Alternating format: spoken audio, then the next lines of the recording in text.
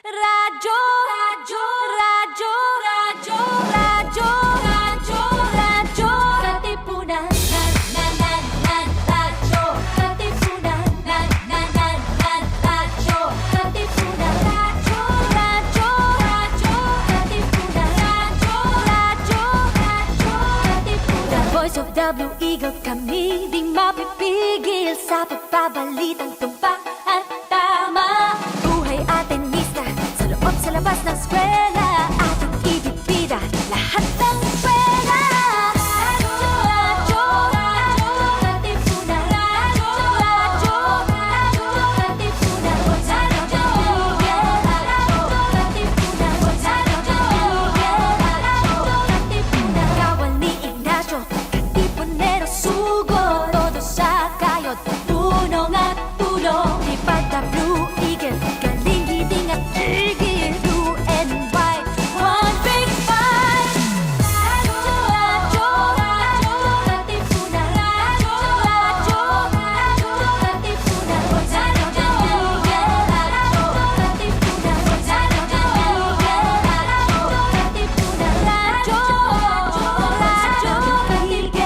radyo, Katipunan.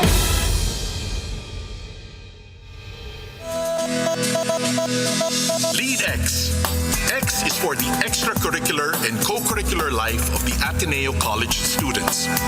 X is for the X factor that transforms them into leaders, into men and women for others. X is for LeadX. LeadX. Down from the hill. You are listening to Radyo Katipunan 87.9 FM, and this is LeadX, the show all about student activities, student organization, and student leadership life here within the Loyola Schools of the Ateneo de Manila University. This is a show brought to you by the Loyola Schools Office of Student Activities. My name is Neil Reyes, and joining me, of course, the code legend himself. Wow! It's been a long time, Radyo Katipunan. Yan! I am back for today. Yan, Mr. Aeron Syliongtay. Oh, narinig ko pumapalakpak sila over there, ano. May nagpiprita. Welcome back. Hello sa viewers and listeners. Oh, ang tagal mong hindi nagpakita sa amin, Sir Aeron. Ano ba nangyari? Naging busy sa work. Yan! Para hindi mag-opisina. Parang hindi nakikita araw-araw. Oh, ayan, di ba? Ayan. Oh, yan. Today is October 7, 2019. Is this the first? No, not the first. No, the first Monday of October. Oh. Yes. Kasi last Monday is September 30. Last Monday, kung maalala nyo po, for all our listeners and viewers, we didn't go on air because of the transport strike, which prompted the university administration to suspend classes. Hindi po work, classes lang. Hindi, pero hindi naman. Konti lang. Hindi, ayun. Maraming naapektuhan, no, because of that transport strike, and because of that, we had to cancel our episode of LeadX last Monday, but we are back today, 78 days away from Christmas. 78 So, days yun. Nagka-countdown na rin kami dito talaga. 78 days. Ano nang pinaghahandaan mo ngayon, Sir Aeron? Pwedeng birthday ko muna. Ayan! Dahil, Goodbye Philippines tayo this week. dahil next week, you're turning 32. Wow! Hindi naman. Turning 19. Ay! Oh, lakas mo. Oh. I'm turning happy. Ngayon bang magte-28 ka na, Sir Aeron? Grabe. Yung totoo Anong wishes mo, anong hopes mo in life for the remainder of the year? Grabe. Parang entering my 25th year. Okay. The 24th. Ano ba? Tama. tama. Five nga. 24 ako, pero I'm entering my 25th year. Tama? Napaka-technically speaking mo naman. Kasi I spent 24 years na by my birthday. Oh, yun. Chinese ano? Anyway, ano ba wish? Ano ba? Siguro world peace. Ano ba yan? Good Filipino-Chinese intercultural relations. Then, Alam mo, napaka-pageant naman. Speaking of pageant.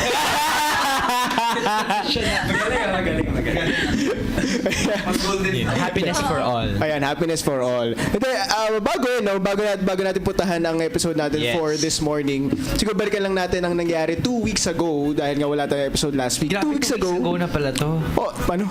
Oh, 2 weeks ago, last September 28, no? Hindi na natin napag-usapan last week.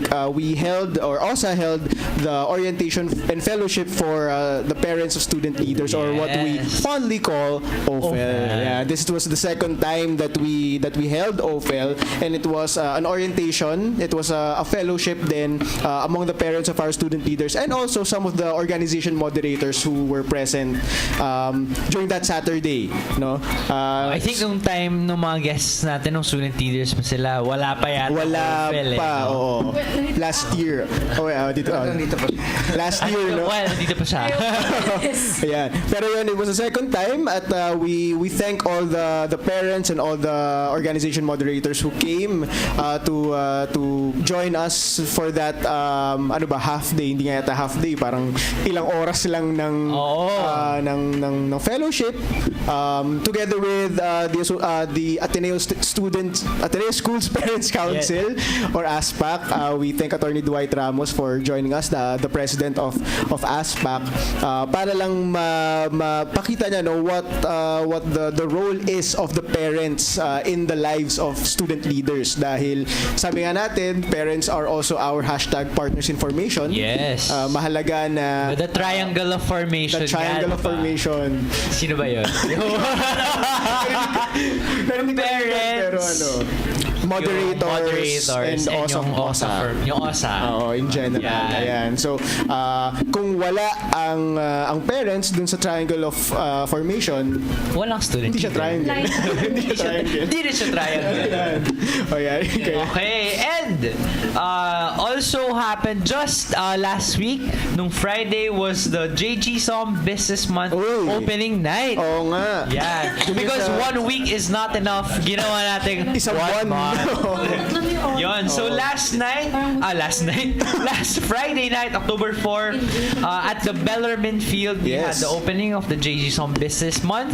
So sa mga hindi po familiar, JG Som Business Month is a month dedicated to our business-oriented organizations. Both, actually, this year, the new thing is both accredited and non-accredited business organizations are able to join. Yes. So sila Byte, yung Byte ay yung home organization ng ITE. Ng ITE course. Yun, si Byte kasali. And of course, our newly accredited orgs, BCG, Ateneo, Blue Consulting Group, plus the other business cluster orgs were all there nung Friday. I think it was really just an opening night. Various performances from each org. And it was fun. Buti na lang, nag-alay naman yata sila ng itlog. Umulan nung hapon, nung show na nawala yung ulan. Pero hindi naman ba medyo maputik yung Meron silang Belfield yung mga black pallets na patungan. Pero naman, struggle lang maglakad sa Belfield kasi maputik. Pero masaya naman. Naging productive naman yung gabi, I think. And naging masaya. So, kahit may first Friday mass na nangyayari sa tabi. Oo nga pala. Hindi, pero at least makikita na natin during this entire month of October. Yes. Hanggang end of October. Hanggang end of October, yung culmination night naman. Okay. Nandun yung Mr. Miss Som. Yung One of the most awaited sa mga org. Yan lang yung hindi na wala. No? Hindi na wala. Hindi na bago. Siyempre dahil inaabangan nga yan. Last year, di ba? Sino ba? Alam ko, isang org lang yung nanalo last year ng Mr. and Miss Som, tama ba? Last year, ang Mr. Miss ay Meko. Meko, pareho. Si Mr. Miss Meko ang Mr. Miss Som last year. Okay, so... Judge yan. ako nun, wala lang. Ano? Judge na siya. So, yan. Wala lang, no comment. Alright. Ayan. Okay. Our last show, we featured Sangguniang Vice President JB Just 2 weeks ago. 2 weeks ago. Sangguniang Vice President JB Beharin and Kit Kat Po and Tafsi from the Ateneo Environmental Science Society to talk about the climate strike, no, the youth climate strike.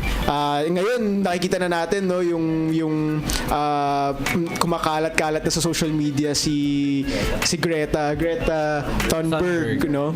Yung nagsimula rin talaga nung youth climate strike, and we took part in that youth climate strike some weeks ago, 2 weeks ago, na nandyan sa labas ng Gate 2.5 ang Sanggunian at ang AESS to show their unity with what was happening around the globe.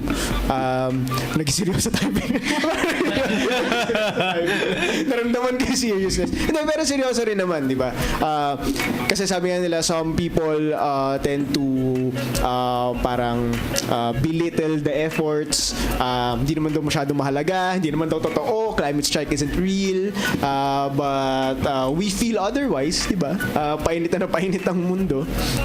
Global warming is here, at yun, Sanggunian and ASS continue to be one with the global movement of youth strike. Yan. Ikaw ba, Sir Aeron, ano ba mga ginagawa mong parts mo to help the environment?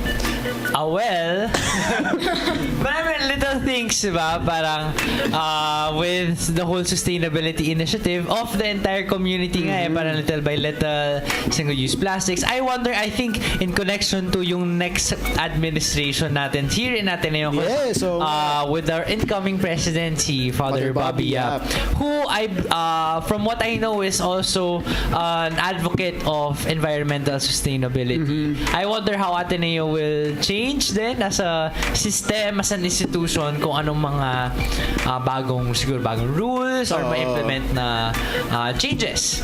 So, interesting siya. So, pero again, it starts with you. It starts with your own use of whatever products or whatever systems, transportation, even kanina nga ang traffic. Ay, nako. Ang traffic. Don't get me started on with the shutting down of LRT2 stations from Santolan to Anonas. Lahat pala. So, close pa rin. Close pa rin ang lahat. Ayan, nga pala, hindi lang natin, siguro bagitin lang din natin na yun nga, the LRT ano ba yan? LRT Administration Authority. Alumni Association. Announced last Friday that for 6 to 9 months, at least the Santolan station until the Anonas station of LRT2 will be closed for yung repairs nung nangyaring renovation. Repairs and renovation nung nangyaring sunog lang ba or basta nasira talaga yung electrical damage by fire, yes. Oo, kaya the LRT2 journey, the trip would only be from the Cubao station until Recto station and back, no? So sanayin natin mag-carpool kung kaya natin, no? Yung mga kaibigan natin na nagsustruggle, mag-commute na yun yung ginagamit. Kung nadadaanan natin yung ruta, let's offer our help and assistance. Kasi yun, coming from Marcos Highway, no? Kasi every day makikita mo yung mga taong nakapila sa LRT sa Santolan station. Sobrang daming tao doon nakapila, na sobrang daming taong gumagamit ng LRT every day. Tapos yun, imagine closing the LRT for those people. So kailangan lang pumunta ng Cubao to ride the LRT. So nangyari doon, mas maraming sasakyan na sa dami ng sasakyan na before kanung gumagana pa yung LRT, ngayon dumami pa yung sasakyan, di ba? So kapit-kapit lang po. Kapit lang tayo at magtulungan tulungan magkaisa. Speaking of pagkakaisa, Sir Neil, mukhang meron kasi tayong mga nakikita natin mga viewers na mga guests, or baka ngayon may mga listeners natin, may mga little voices kayo. Little voices. Dahil meron tayong mga kasama ngayon, mga very, very special guests. Wow, oo nga. Yan ang ating... Sino-sino ba ang mga kasama natin ngayon? Sino ba ang ating first guest? Ayan, Sir Neil? sige. Our first guest. Magana ba to? Our first guest was the former president of the Ateneo Computer Science. Computer Society of Ateneo. Sorry, Comsa. The Computer Society of Ateneo. Be with you, Ma'am Jess. From school year 2017-2018. Yes. Yan. He was also very avid visitor of the office. And of course, during his term, Comsat won the Loyola Schools Awards for most outstanding student group. Yan. Ito sa Loyola Schools Awards for Leadership and Service. Iba talaga kapag Aeron ho, di ba? Yan, oo. Ladies and gentlemen. Ladies and gentlemen, please welcome Aeron Ho. Yes. Hi, guys. Good morning. Good morning. Sayang ako. Dumami yung viewers natin! Sayang hindi nakita sa radyo. So mga viewers dyan live, you can rewatch that wink. Yes! Oo nga. Gagawin natin GIF yun, Sir Ino, ha? Gagawin natin GIF yun. May clip pa tayo yung buo ng Ay, mahahanap natin yan. Okay. Our second guest over to this side naman. Gusto kong basahin yung intro niya. Kasi talagang may dating eh. An internationally recognized certified personal trainer and an author, Russell is making waves in the health and fitness industry. He educates and coaches people with the goal of improving one's relationship with one's health. Also, Russ graduated in Ateneo with a degree in BS Management in 2019. He was also active in Ateneo Code as an officer under the Client Relations Department and an ORSEM TNT, of course. And of course, Mr. Chinatown 2019 finalist, Mr. Russell T. Good morning, Russell. Good morning. Yan. Sayang dapat mababasa natin. Yan. Okay, for our final guest, ang nag-iisang babae dito sa panel natin this morning. She graduated AB Political Science in 2019. She was the former Vice President for Member Development of the Ateneo Assembly, Miss Chinatown 2019 People's Choice. Please welcome Miss Claudine Chua. Yes. Good morning po. Okay. Gusto ko yung gusto ko yung hindi muna natin nabanggit kung bakit nga ba sila nandito ng tatlong ngayon. Ladies and gentlemen, we have with us three of the final contestants, no, from the recently concluded Mr. and Miss Chinatown 2019. Ayan. At ngayon pag-uusapan natin, no, kung ano-ano ba ang mga napagdaanan nila, kung meron silang tips, no, for someone who would want to join Mr. Chinatown, Aeron Syliongtay. Grabe. Baka naman meron silang pwede pa naman. 25 pa lang. Abot ka pa naman sa sa age, di ba? Pwede pa. Ay, hindi na kayo aabot.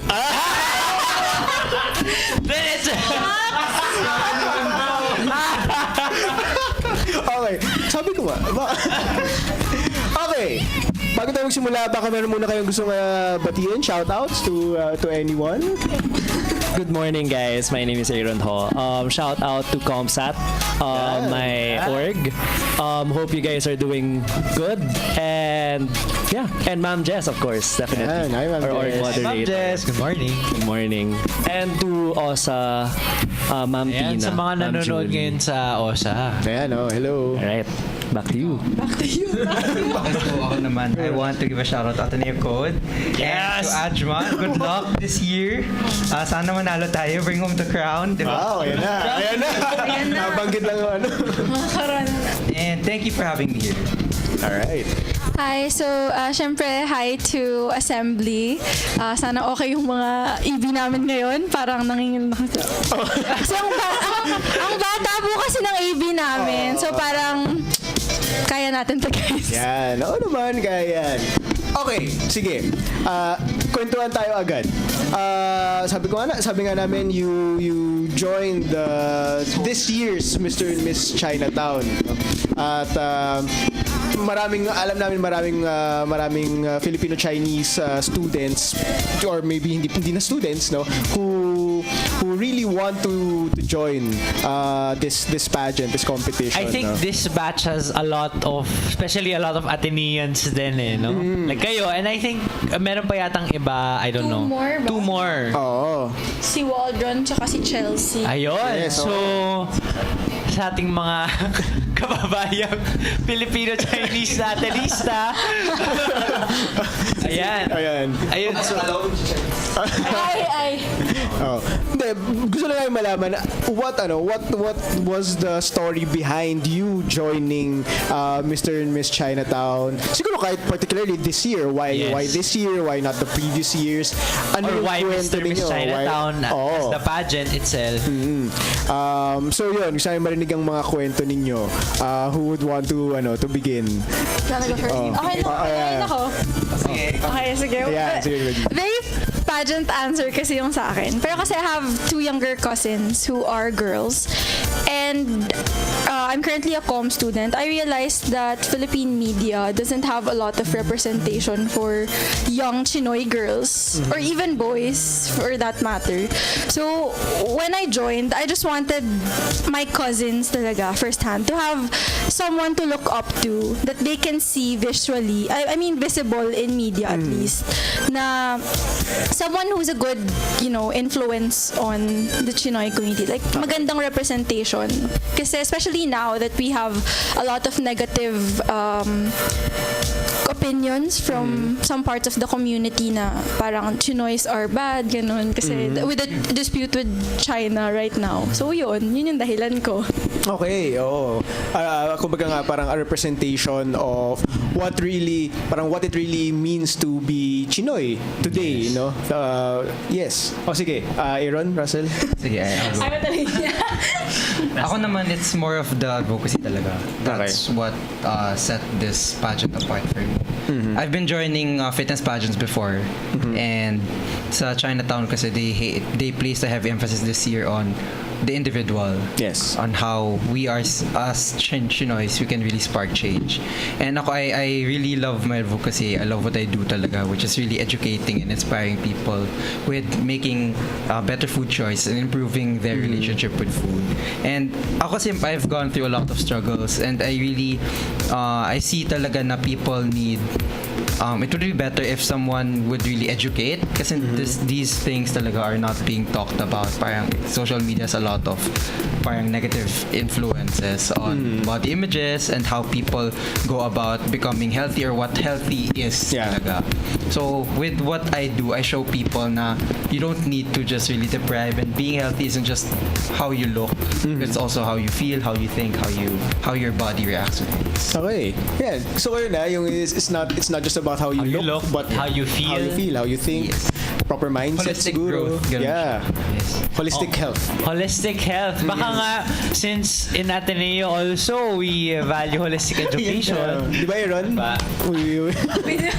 Tingnan na natin holistic health yun. And I think yun nga, naging swak. Because I think one thing din na na-mention nga nila is unique sa pageant nito is yung advocacy aspect of the pageant. So, meron talagang pinaglalaban yung bawat isa sa mga finalists. And maybe we can hear more of your advocacies later on. Pero ikaw, Aeron, ano naman? I think to lighten it up a bit, I'm in a more selfish perspective. Okay. Pero hindi naman. I think it's more looking into yourself than looking outwards first. Yeah, introspection kasi. Ayun yung natutunan natin sa Saan? retreat natin sa Ateneo. So, I joined because first I wanted to get to know myself more. Okay. Pero at the same time, I just wanted to try a new experience. Last year, I went to countless conferences, meeting a lot of people. Now, I want to meet a certain kind of people, yung different kinds of people. Pero at the same time, to try to hone myself, to try to hone my skill, to prepare myself in the future. Diba? I think that goes to all the student leaders even, and to all the people out there na first, if you want to go out, you have to first look into yourself, understand yourself before trying to understand other people. Yan, tsaka May ganun pa talaga. kailangan may Classic kid. Siguro hindi naman nalalayo with what Russell mentioned about holistic health, 'di ba? Parang siguro mas physical lang yung kay Russell, no? But with Aeron, siguro with Claudine na rin, yung holistic na pagtingin muna sa sarili, pag-aalaga sa sarili, and then pag-aalaga sa mga taong nakapaligid sa'yo, mga malapit sa'yo, 'di ba? Yes, and I think yung exposure to that type of audience gives you a lot of opportunities, diba? To yung sa mga advocacies nila. And also, yun nga, for self-growth, parang in a way, sa pagpapakita mo ng sarili mo, mas nakikilala mo rin yung sarili mo. Oo. So, that's interesting, no? Parang, siguro to follow up on your journeys, parang before ba, did you see this as something that you would really do? Parang was it a dream? Or was it something lang na just, you know what? Why not? Diba? Parang why not try this at this point? Kasi for some, like, for example, as ComSat president before, as active student leaders before, bihira rin kami makakilala ng parang, ay, biglang magpa-pageant. Ganun. So, was it something that has always been there at the back of your mind? Or parang may nag-drive talaga na, oh, let's try this? Well, Sir Russell has been joining, di ba? Ako, I've been joining fitness pageants because I really wanted to push myself physically. Yung Chinatown, that I decided to join it last year lang. Yeah, last year kasi I decided I want to be a speaker. Okay. And being in pageants kasi, you really get to practice speaking in front of people. You become more mindful, or I became more mindful with myself, how I carried myself in front of other people, the way I communicated. All those things kasi are important in becoming a speaker. Yeah. Naalio ko sa mga TED videos. Ang TED tuloy, yung mga TEDx videos. TEDx, yes. And the way the speakers communicate their ideas kasi is very direct to the point. They don't beat around the bush, and there's always something new. And ako, that's what I really wanted to learn also. I wanted to improve, which is why I joined fitness pageants before. And then, kasi it's in line with what I wanted to do naman rin. And dumagdag lang yung Chinatown because of the advocacy talaga. Okay, yun nga. So yun talaga, yung added value of getting to share your advocacy with people. Kayo naman, Claudine, Aeron. Was Hindi it a pa ready dream? si Aeron. Kaya ako na lang ulit. Take your time. For me, I found out about Chinatown siguro mga 2-3 years ago lang, ganun. And then, I wasn't even supposed to join this year kasi yung coronation night namin happened on my birthday. That was, I wasn't supposed to be in the country. So, nakita ko siya, tapos sabi ko, ay, sad. Kasi nakita ko yung dates. Tapos, my dad messaged me, sabi niya, try mo. Tapos, I was parang hesitant at first. Tapos, yung mga few days before, parang sabi ko, ay, feeling ko, try ko lang if I get in. Kasi I really thought I wouldn't.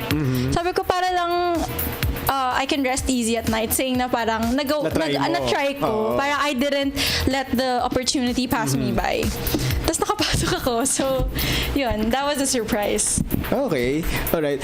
Pero mamaya pag-usapan din natin, baka maganda pag-usapan yung what were your family's thoughts on Actually, since having on family decision din siya for most of us. Go, Aeron.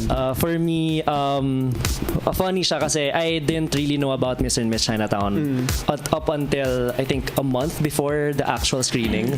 Sorry guys. But yeah, but someone kasi messaged me tapos the funny thing was parang 5 minutes away lang yung screening sa house ko that time. So parang sabi ko, oh, you know what, wala namang mawawala sa akin, di ba?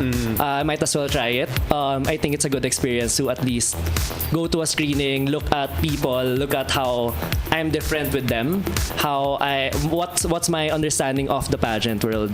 And then, yun, nag-screening ako, nakapasok ako. But the funny thing is, nung una, parang sabi ko, laruin ko lang to. I think naman it's gonna be fun. Kasi most guys joined for fun.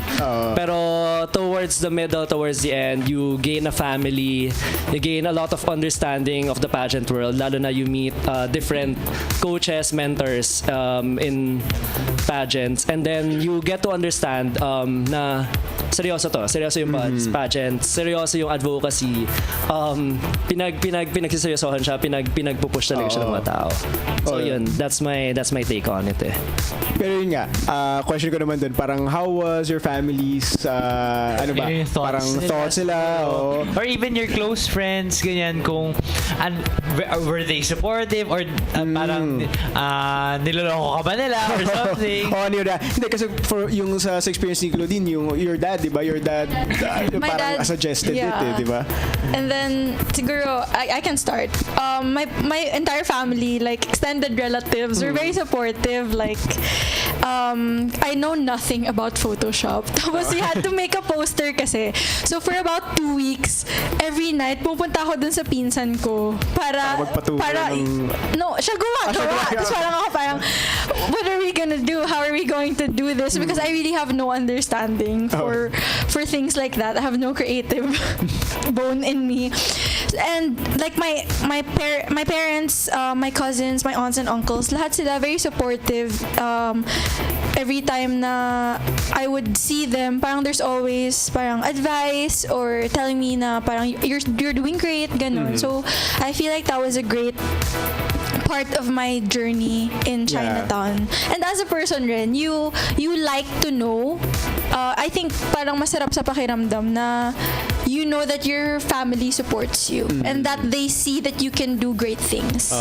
Ako narinig ko rin yun somewhere parang kay Catriona Gray ko ba narinig yun? Wow! Tayo! Nakausap ko siya kanina eh. Kaya pala tinext niya ako kanina. Sa Waze. Hindi kasi parang yung hindi alam ng mga tao nga, diba, that parang joining a pageant is not just an individual effort, diba? It takes parang support from your family, your friends, coaches, mentors, sabi nga ni Aeron kanina, to actually make it, siguro not even just win, pero just parang make it to the finalists, ganyan. So it parang effort siya ng maraming tao. Kasi nakikita lang natin visibly yung coronation night yung pinakahuli. But then I would suppose sa sobrang daming pinagdaanan at ang 3 months. 3 months of preparation, di ba? 3 months kaming araw-araw magkasama. So it was an everyday thing. Almost. Kasi sponsor visits, tapos events. Para magbabarkada na rin sila. Yes. Parang org nga lang din eh. Meron tayong president pa si Je. Gusto mo magpa-credit? Try natin. Holistic naman yung development. Pasok sa goals. Pero yun nga, Aeron, katulad nun, sabi mo kanina, nabanggit mo mentors, coaches, yun nabanggit nga namin, ano naman yung reaction ng friends mo, siguro from friends mo from Comsat, ganyan, anong naging reaction nila?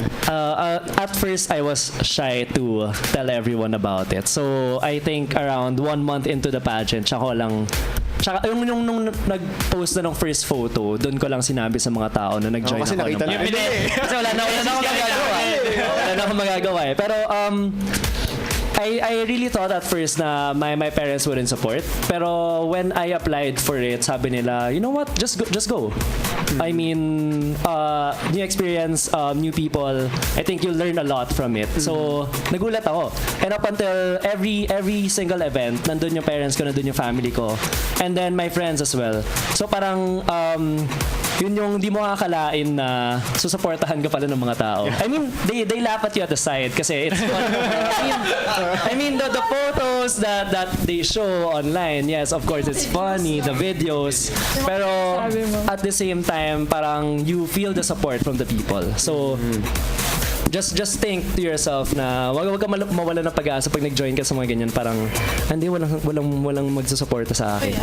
They will support. Parang it adds the fun din, no? Parang masaya din na binibiro ka ng mga kasama mo. Papatanggal pressure din siguro. Maybe, diba? Because alam mo naman na deep inside, they really support you, diba? Makikita ko rin nung pinapanood namin yung show, parang talagang every time tinatawag yung name, yung pinapakita sa audience, yung group of people, na talagang grabe. Diba ikaw, Ross?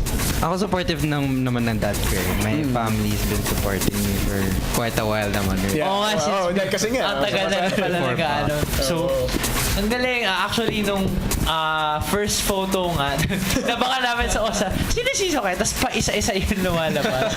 Tapos bigla, wala! Si Aeron! Wala! Kilala ko to! Kung natin! Nakakatuwa, di ba? So yun. Sige, ngayon naman siguro let's talk more about your advocacies. Nabanggit niyo na kanina yung different advocacies niyo that you pushed for during the pageant, was highlighted during Chinatown. Ngayon, siguro after the pageant, narinig naman ng mga tao kung ano-ano yung different advocacies ninyo and with the other contestants. How do you plan to to move this forward, no? After the pageant, do you plan to look for other avenues to actually push for your advocacies? Who would like to start? Sige. So just to give brief context on my advocacy, it's called Solid Foundation. So I got it actually, solid, building bridges through solid foundations. So I got it actually from my org life here in Ateneo. My advocacy is about leadership development. Okay. And so parang even before I stepped outside of Ateneo, I did some talks already outside. Pero yun din talaga yung goal ko in life, to be a TEDx speaker. Wow. to actually help inspire people and moving forward, parang going outside, even outside of Chinatown. I have this platform to just maybe first to approach my network of student leaders, not just inside Ateneo but also sa different schools, and then help share my advocacy on leadership development, but at the same time parang help share parang introspection to them. Yun din yung natutunan ko sa Chinatown, yung natutunan ko ever since I went into Ateneo, to learn more about myself, and that's what I want to share to other people. And using the different platforms like my network, OSA, even Radyo Katipunan. Yes. Ang galing kasi parang from there nadala pa rin ni Aeron yung pagiging student leader. Diba? Na hindi talaga disjoint din yung experience niya from Ateneo as a student until now that he's already working, joining Mr. Miss Chinatown. So, ayun, I wonder din sa kayo, parang can you tell us more din about your advocacy? Sino pa ba? Okay lang. Anyone? And then, okay, for my advocacy is ADHD advocacy. So, advocacy. Kasi I grew up with ADHD myself. So, parang I think a lot of people have misunderstandings about ADHD or don't know about it at all. Parang here in the Ateneo community, kapag nakapag-aral ka ganun, you know about ADHD. It's something that you recognize. Pero I think for more, siguro conservative communities like Chinoy community, parang hindi sila ganun ka-open about these things. So they don't, not only do they not know about it, parang medyo in denial din siya. And I feel like isa yun sa mga bagay that really hold people back. The fact that you don't want to recognize something. Kasi if you don't recognize something, you can't work on it, you can't improve kasi hindi mo siya malalagpasan. And I guess for me, how my Atenean experience really with orgs help is parang I treat it as one of my baby projects. Parang how do I make this with the smallest budget possible, how can I make this real? So yun isip ko kasi I come from a very small org, wala kami masyadong pera, so whenever we have projects, it's really a matter of good budgeting talaga. Sabi ko nga Paul sa'yo ko, pero parang nakaka-management din ako dito. Nung wala pa ako sa accounting. Naalala mo yung postball? What flashbacks, sir? I don't understand like mga filing and stuff. Pero when I was trying to think of a project that could be a sustainable, feasible project, I was thinking social media is one of the more accessible options in terms of educating people. And then kung content lang pinag-uusapan, I feel like a lot of people want to share also about their experiences and how they get through ADHD. So, ang focus talaga nung project ko supposedly is the Chinoy community, because I feel like the Chinoy community is such a strong ally. Kasi there's a, I don't know, when the Chinoy community is unified, parang Pinoyes, parang it's hindi mo matitibag.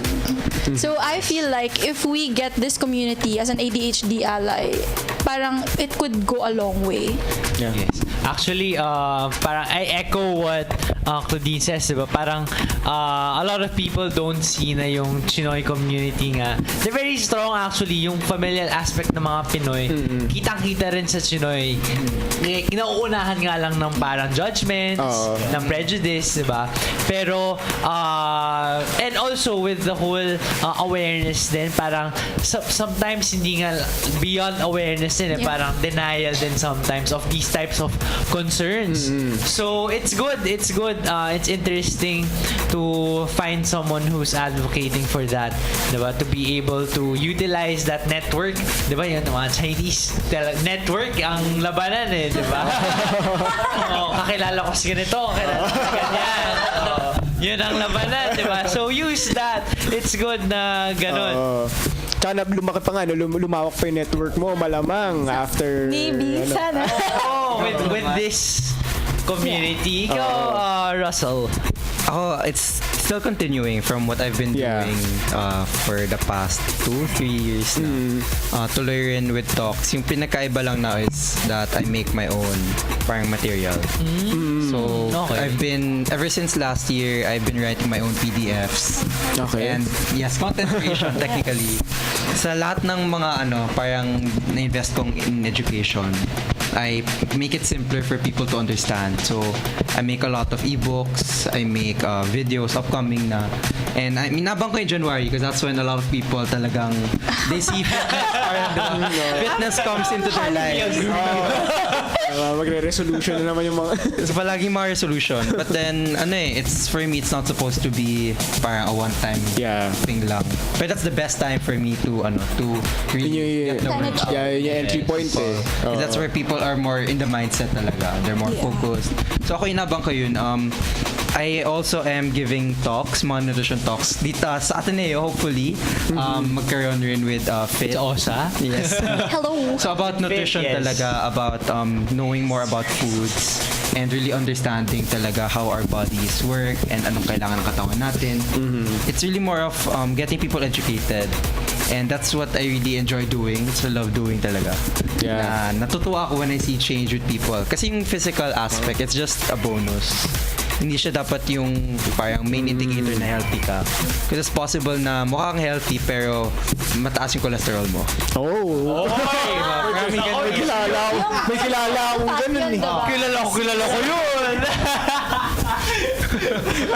Or diba, yung iba naman, like sa social media, a lot of people pretend to be okay. Yeah. But they're actually not. So there's no point looking good. But if inside you feel bad naman, may problema ka naman. Medyo mahirap yun. Parang it's not all about how you look, Yes. di ba? Bonus lang talaga. Bonus na lang talaga. Like it's an effect. Effect lang siya. May natamaan ba? Sorry. Grabe. Ang daming nabato. Stray bullets. Pero para napag-usapan din namin ni Ross kanina, kahit doon pa lang sa labas na parang for some reason right now, people are becoming more, at least yung community na close natin, mas nagiging conscious talaga of a lot of things, diba? Especially health.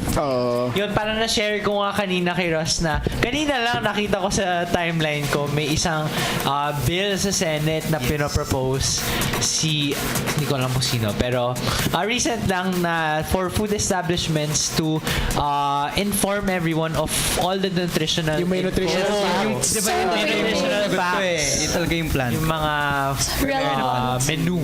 Meron na pala, which is good. Yan ni Russell Tia. So it's a start, di ba? Hopefully at that level, magpatuloy siya. Pero yun nga, parang kasi parang hindi naman kailangan din ng policy makers natin ng magsisimula on the ground. Yes. Kasi sila nandun sila sa Senate gumagawa ng mga batas na ganyan. Baka kailangan nila ng tulong from people like you na nandito mismo nakikita yung mga nangyayari. lalo na with the diba? Chinoy community. Mahilig sa pagkain. Sa Ateneo sana. At oo nga eh, sabi ko nga. Sa Ateneo pa lang, ang dami nang pwedeng magawa about that. Gisek. Basic, Actually, that makes sense. Sa mga- food choices. And now that we have an org actually that focuses on fitness and health and wellness. Ang fit, So, Mayo nga pala, bago na. Kwento nga mo ano yun. Last year. Last year lang ba ang fit? last year lang sila. Pwede niya ng org moderator to. Pwede rin. Po yung Di ba? kusina. Ano daw? Hindi pa. Hindi pa.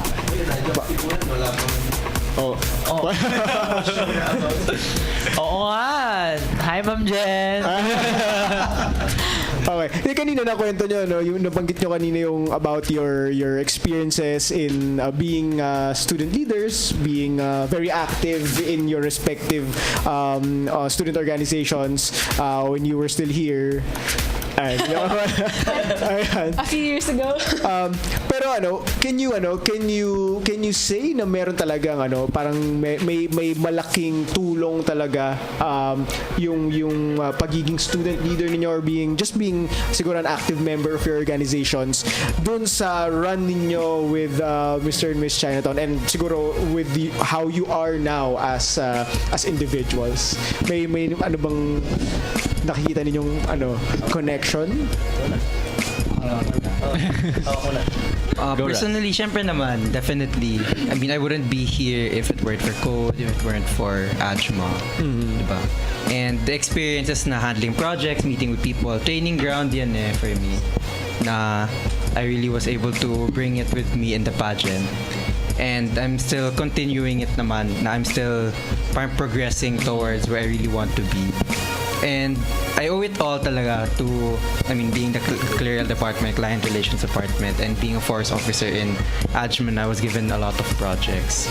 Na the people I meet, because everyone, sobrang daming personalities. Yeah. And I'd have to really gauge myself how I would connect with them, how I'd communicate with them. It's something that I carry with me ngayon. I wouldn't be talaga who I am if it weren't for Code and Ajma. Yeah. Training ground talaga, training ground ng Yes. student organizations. In whatever life path you take. Diba? Kasi di ba parang joining student organizations, you need to talk to people, work with people. Hindi naman Yes. hindi ka naman sasali na organization kung gusto mo lang mag-isa. And people you're not necessarily close with. Diba? So, Or para hindi na single. Ay, ganun ba? Ganun ba? sa org. Sino yung narinig ko? May isang org na sikat sa ganun eh. Char. Teka lang. Sige, Claudine. For me, I always recommend for my, kasi I was an intact facilitator before. I'd always recommend to my freshmen not prioritize orgs, pero bigyan nyo ng halaga yung orgs. Because your experiences with org life is a better simulation of the real world out there than your classes. You will learn a lot from class, pero if you haven't applied it, it's going to be all raw and difficult to apply in the real world. So for me, what I really take out of my org life experience is not so much the everyday yung ginagawa, not so much the doing the work, but the openness to learn. Kasi parating sinasabi sa amin when we enter the competition, you have to milk this experience and take whatever you can get from it. Thus, I feel like if I weren't exposed to a culture that tells me that it's okay to make mistakes, it's okay to not know everything, I wouldn't be able to do as much as I could in the competition as, if I did. So, I feel like isa yun sa more important aspects. When you join a competition like Chinatown, you don't know what to expect. And it's good to have that, it's okay if I'm not the best. Yan. Oy, gusto ko yun na parang student organization.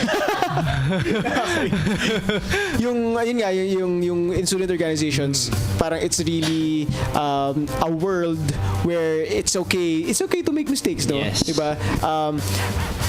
Parang kasi in kunyari in academics, diba? Well, it's okay to make mistakes pero may grade eh. May bearing siya eh. Oo. Pero yun nga, no, kasi diba in life talagang hindi ka naman, unless you're perfect. Nobody's Diba? perfect. Nobody's perfect, diba? Magkakamali ka talaga. And you need that you need to learn that lesson, or you need to have that experience of failure from time to time. Yes. But to hopefully get up again from that failure. Sabi nga, diba, don't lose the yung nasa sticker na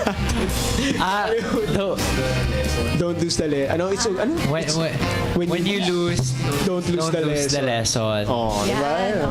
Ganyan. And yun nga, parang orgs are actually closer to the outside world than your classes. You learn things from the class, but you learn more, siguro, tawagin lang yung life skills than application in your orgs. Yes. So, Aeron. Yeah, I think I'd echo what the both of them said earlier. Pero for me kasi, my org journey started in Ateneo, second year college. I was really the shy, reserved type. Like, you would see me, the typical, CS student that would, hide, use the computer the whole day. And then, when I started joining ComSat or different orgs, parang dun na-expose ako sa maraming tao, na-expose ako sa maraming network, and ideas just keep flowing in, people just keep flowing in, coming in, going out. Pero that's why I'm so thankful for Ateneo, because of it, I wouldn't be able to actually even think about joining the pageant if it weren't for my experiences before. I wouldn't be able to actually speak in front of people, speak here in front of you guys, even with the camera on, without my experiences with the orgs. So really, I just want to highlight one particular event from OSA that I'm very thankful for. It was a summit back when I was a president. It was really a helpful event. Hindi lang siya yung tambayan ng mga student org leaders tapos yung I mean, hindi lang siyang event na you make for fun, right? It was really a helpful event that I got to know a lot of student leaders across the whole 53 na ba ngayon? 54 accredited? 56 na, wow. Yeah, 56 plus yung mga unaccredited pa. So, ang dami mong makikilalang tao, and that was a great platform really to mingle, to really explore what Ateneo and what Ateneans can do. So hopefully there will be more for those future generations. Meron ba naman? Yeah. Nako, a summit 20. Tingnan natin. Hindi, pero di ba? Yun din naman talagang goal, ang objectives every time we hold the A Summit is not just to gather student leaders in one venue, pero to hopefully help you find yourselves then within the student activities world, pero hopefully to find yourselves in the much larger context of society priority siguro. Ano ba, parang as Atenean student leaders, as you go out of Ateneo and as you actually apply what you learned during your time in your organization to ano yung mga gagawin ninyo pagkatapos. Yes, and parang with that network na nalaman mo, hindi kayo mag-isa eh, di ba? Not just in the student, siguro until even now na you're not alone in your advocacies as well. Di ba? There are much, minsan sa legislation level may nangyayari na, but then even at the individual level, you will surely find more people who you can parang ano ba, advocate with or be with with your advocacy, whatever that advocacy may be. Yan. Siguro before we say goodbye, kung meron dyan ngayong nanonood na someone who would want to join Mr. and Miss Chinatown, or siguro just to take a leap of faith, kung ano man yung gusto nilang kung ano gawin. man yung leap of faith na yun. What advice would you give to that particular person right now, given your rich experiences from being in Ateneo, student orgs, from joining Mr. and Miss Chinatown? Ano yung mabibigay ninyong advice? In Mandarin.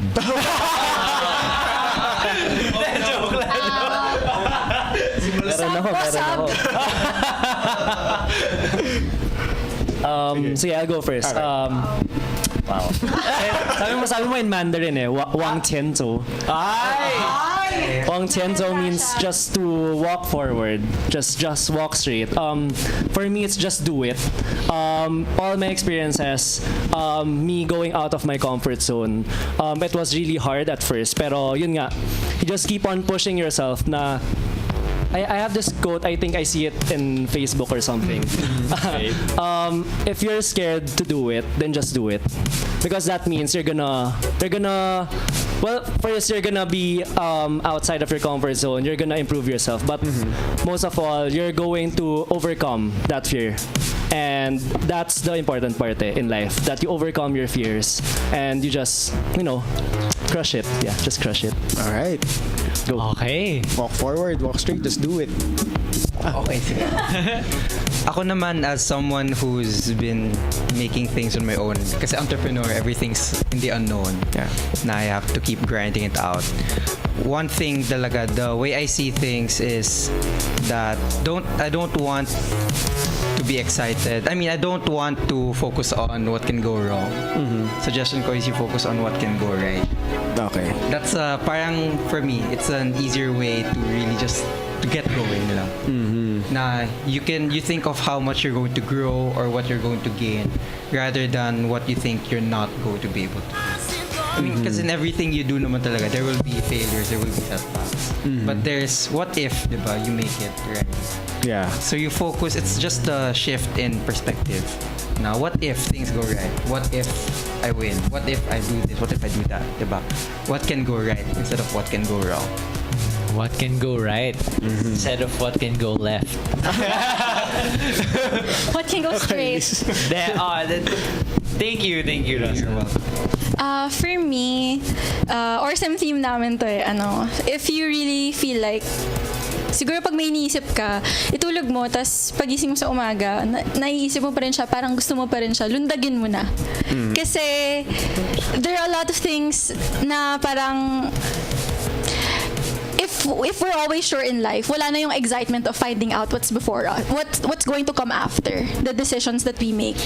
Pero for me, more on after you make that decision to join, make sure that you're there every step of the way and you're not just like there sometimes and then parang even if physically present ka, absent ka mentally. Parang if you're not going to give yourself 100%, sayang.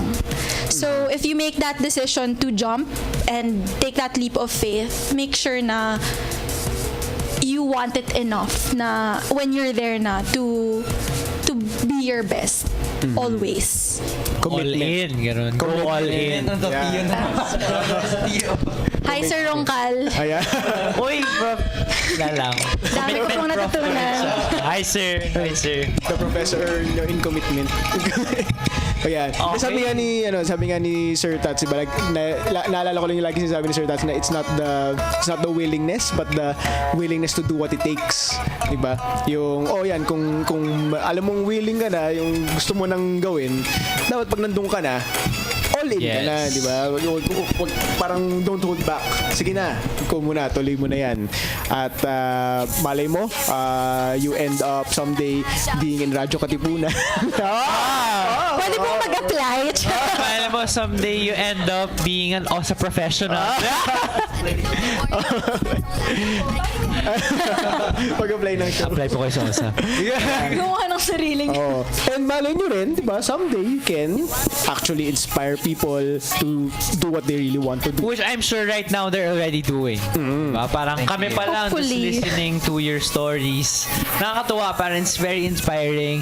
Hearing parang very different yung pinanggalingan nilang tatlo, pero you can really see yung hard work, yung commitment, yung pagiging all-in nga nila to that leap of faith that they had and is continually doing. Yan. Kaya, once again, we thank Aeron Ho, Claudine Chua, Russell T, for joining us this morning. Thank you very much sa inyong Thank you tatlo. very much. Thank you so much. Maraming salamat and I'm sure maraming natutunan ang ating mga katipunero at katipunera. Oo nga, diba? At ang ating mga kababayan Filipino-Chinese.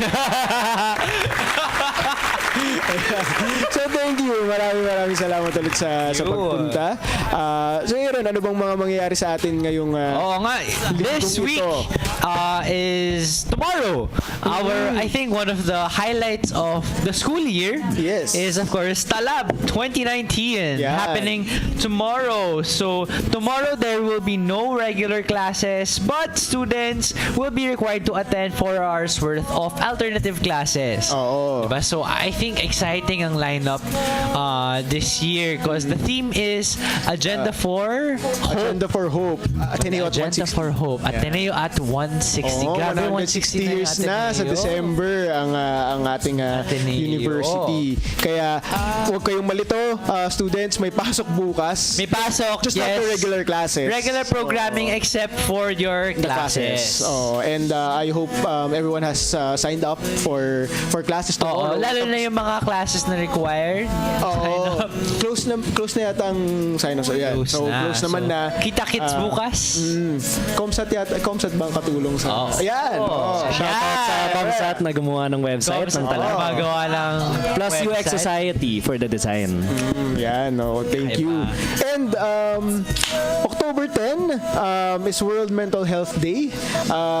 Pero kung mapapadaan kayo sa Office of Student Activities, simula last week pa lang, we've been beginning our awareness campaign on World Mental Health Day. So we have free stickers to lighten up your day doon sa front desk ng Office of Student Activities, and we have more events and more activities to come. So just watch out for those activities.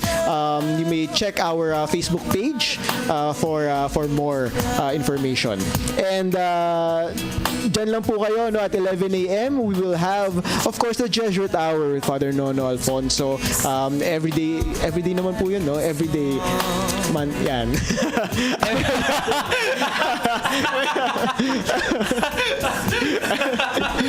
Everyday naman yan. Jesuit Hour. At abangan nyo rin po ang iba't iba pang mga programa dito sa Radyo Katipunan throughout this Monday and of course throughout the week. The second week of October, 78 days away from 78 Christmas. days. Merry Ayan, Christmas, Merry Christmas to na po. everyone. Ay, from bakasyon. Hindi yata Di ba? nagbabakasyon kahit Oo, Christmas yung mga students natin. At pero yun nga, may mga Halloween party pa siguro na mangyayari. Happy Halloween muna. At ang birthday ni Sir Aeron. Oo nga. Thank yan. you. Happy Belated birthday. din na Oo, nag-birthday belated nung birthday. rumarampa siya sa stage. Diba? Oo, kaka-birthday lang na ni Aeron Ho. Nakita ko nga. At happy birthday din sa lahat ng mga nagdiriwang ng birthday Oo nila. nga, diba? Abangan This din natin ng mga future guestings appearances and engagements ng ating mga guests. Baka meron pa. I'm sure we will still see them around. Oo naman, lalo si Claudine. Dahil nandito pa talaga siya. Ayan. Maraming salamat sa pagsama sa amin this morning. Ako po si Neil Reyes. Ako naman si Aeron Syliongtay. And this is LeadX. Catch us again next Monday, 9 to 10 a.m. here on Radyo Katipunan 87.9. LeadX. X is for the extracurricular and co-curricular life of the Ateneo College students. X is for the X factor that transforms them into leaders, into men and women for others. X is for LeadX. LeadX. Down from the hill is the Ateneo.